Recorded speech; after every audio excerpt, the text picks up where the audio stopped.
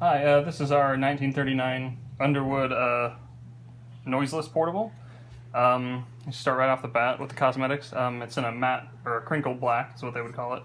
All the wording is very nice. You can see at the top and over here on the front also. No fading or anything on that. On the back is really nice, which this usually gets scratched up, so it's in really good condition, as you can see. The other side as well. Good condition here. The underside has been cleaned thoroughly and all the mechanisms as well, as you can see there. Feet are in good shape.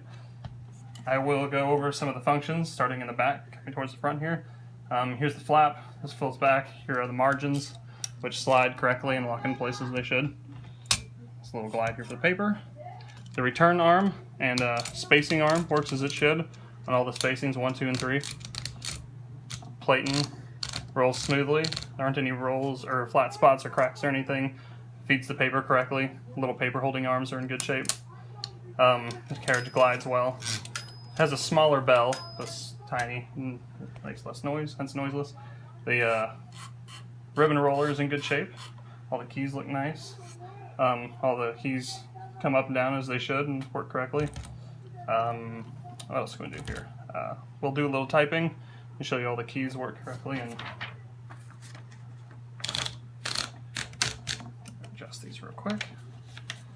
There we go. So we'll just do a couple things. We got on black right here, so we will shift here.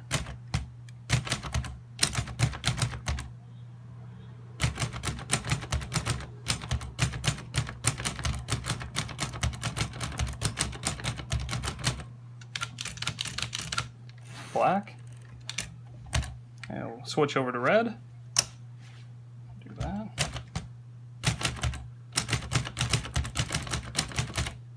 Oops.